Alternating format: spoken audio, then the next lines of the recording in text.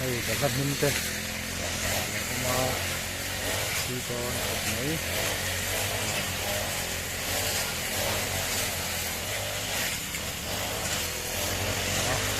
kan timnya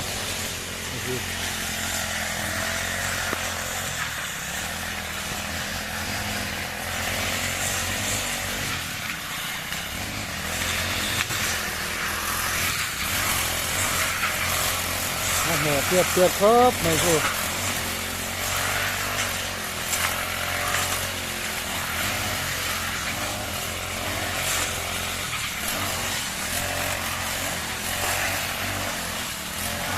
đấy các con này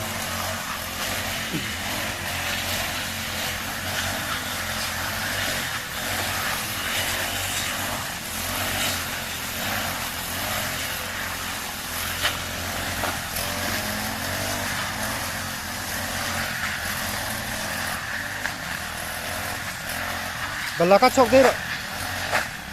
Wow, nó vắt nữa em.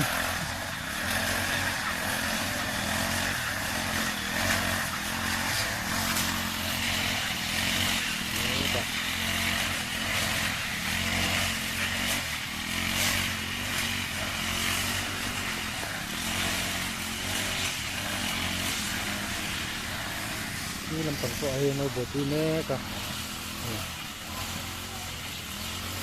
Masih hawa kah? Tidak hawa kah? Bukan badannya. Turun kali selama kah?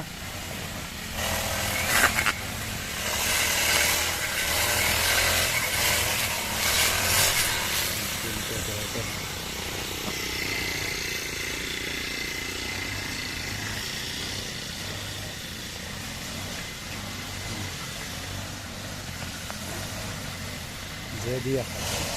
jadi mereka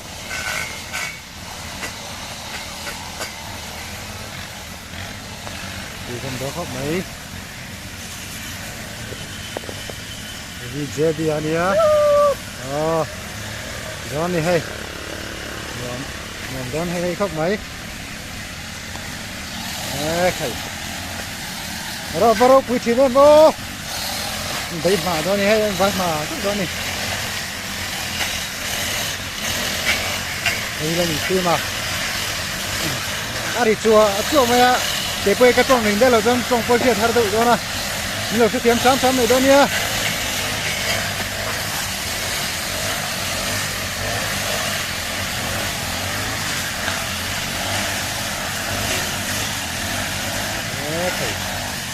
Làm bằng nhạc này phải sao thế thì chúng ta làm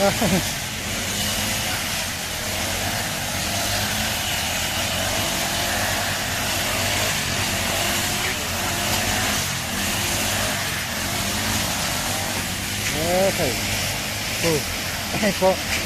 hạ to nè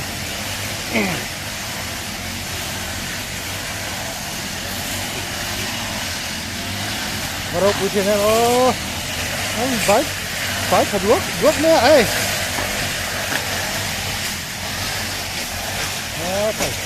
thầy làm bằng cái này làm bằng cái làm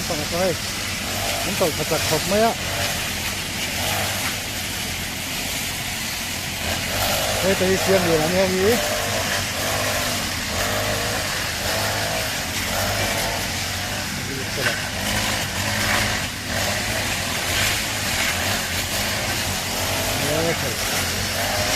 sáng các em vừa xem thế thì khớp mấy đây làm bằng ạ khi mà là dê bia sám này cái này hay phải đuốc nữa khi tại khi mà khi lẩu trôi vô cả hạ ta này tại khi đâu đi cần chế được rồi á xa cái này đó này với nó sang trong cái này xa cái này đó này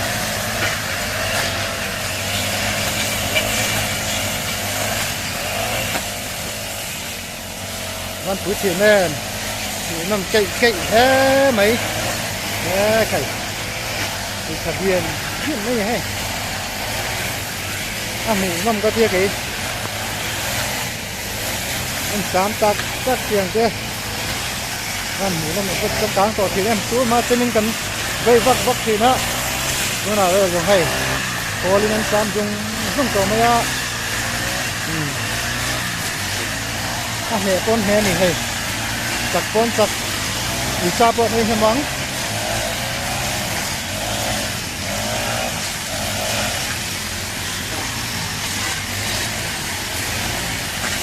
phải xài những cái thật dễ mấy thân thì cái chứ yên không phải xài luôn phải dám đuốc mấy ai phải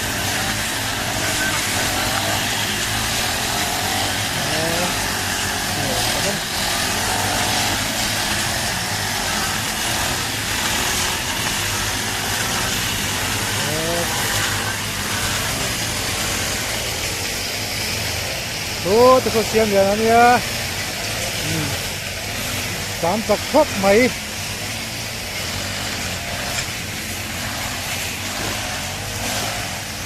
tahi kurem ruwa tania to tani so xiên đi mà ta đều rất tani da hay tangval xiên đi na tôi so kurang xiên đi cái này là cái này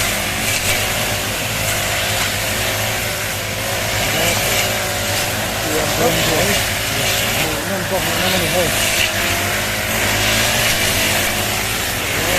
việc tốt này cô bây giờ tìm tìm đầu tốt đến tìm đầu hết đó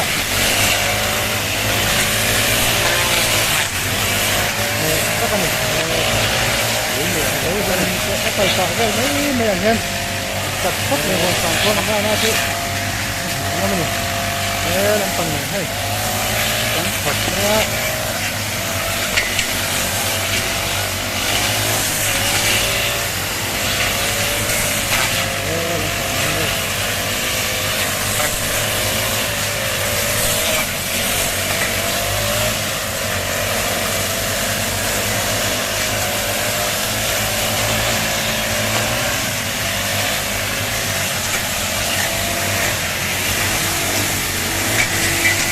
với thật nó cũng như là tốt mà ở từ cửa hay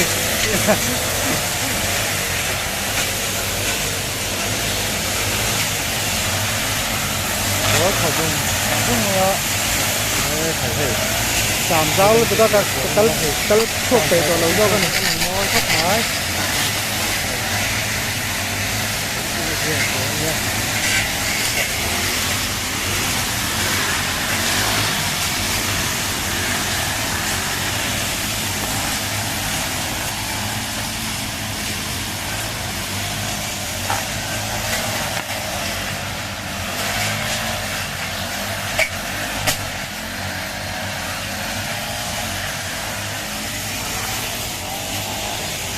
nó cũng nhiều như nó cái con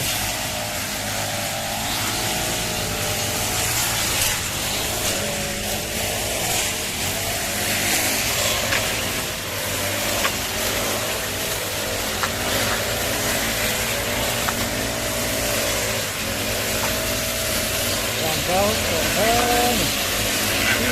cái con này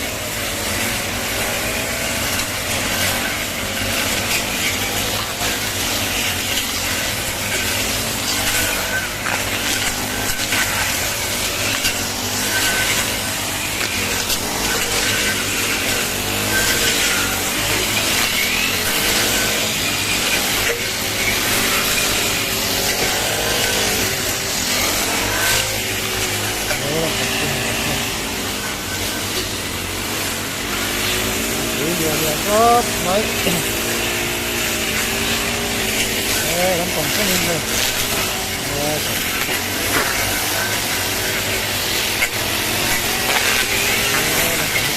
cho kênh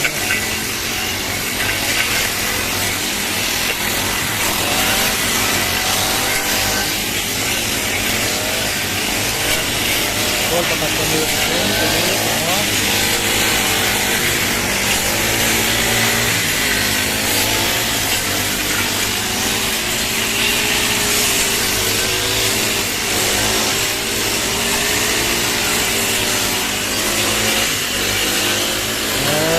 เทียบไปกันนี่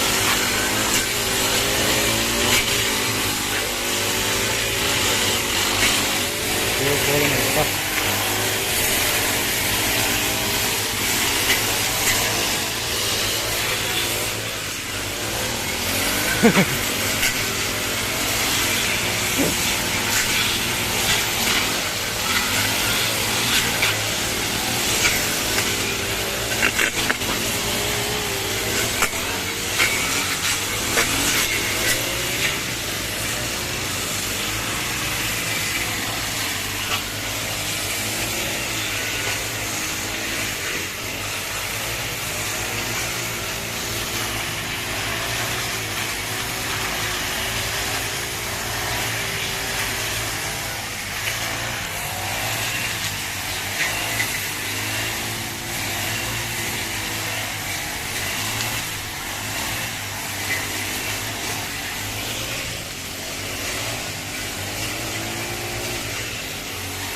Iya, oke.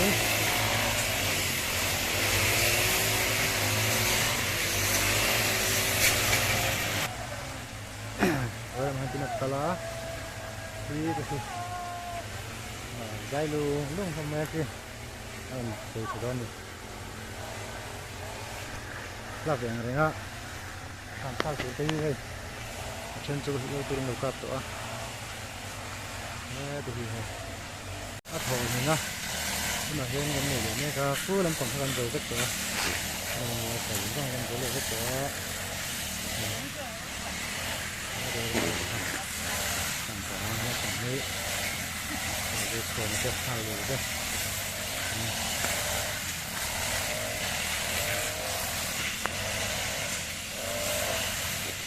đầu tiên này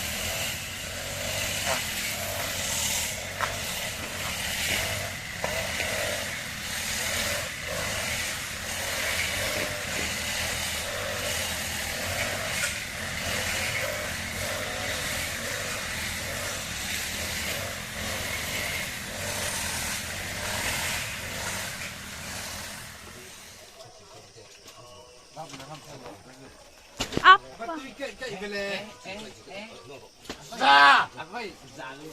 video nào sẽ chụp qua cái sẽ chụp đâu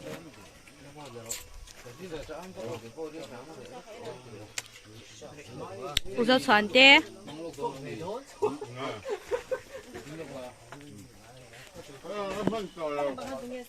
hơi về đâu bây giờ hay từ lâu lắm rồi đi ta được chứ đâu nó tạo sao mà không có bị lù cái gì để chứ